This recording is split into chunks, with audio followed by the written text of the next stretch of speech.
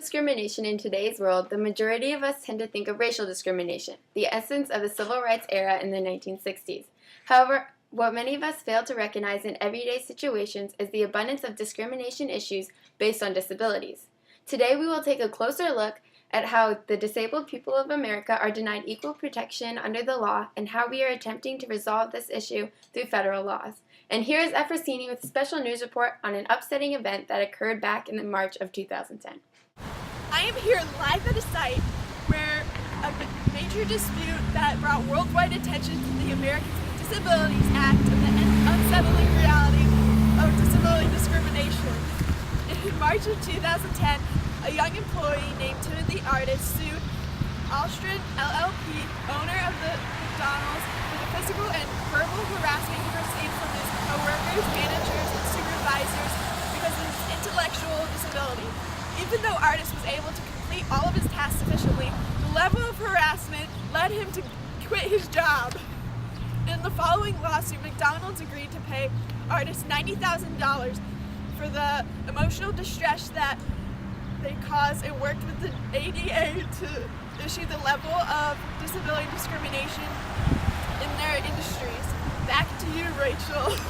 Timothy Artist's case is an example of one of the disability discrimination cases that was actually heard and resolved by the American judicial system. Employers discriminate against people with disabilities by treating them unfavorably even if they are fully qualified for the job. Often employers do this because they believe accommodations will be costly, disabled people will be counterproductive for their businesses, or that the discrimination lawsuits will hurt their companies. Hannah, what do you have to say on this?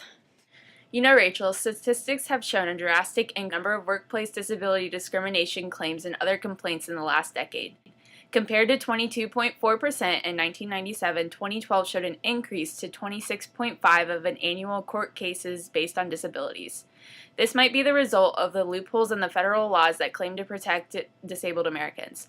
One of the first laws created to protect disabled Americans was the Americans with Disabilities Act in 1990, which forbids discrimination in federal law programs and employment. But this law doesn't apply to everyone.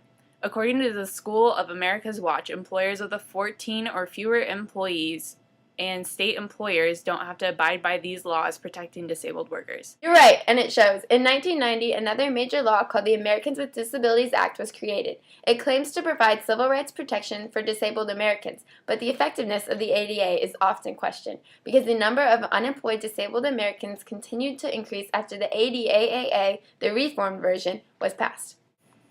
Oh, and the Equal Employment Opportunity Commission received 100,000 complaints of disability discrimination in 2010, a 17% increase over the previous year. We can clearly see that the effects of some of these federal laws haven't been seen yet. That about wraps it up for today's newscast on discrimination against people with disabilities.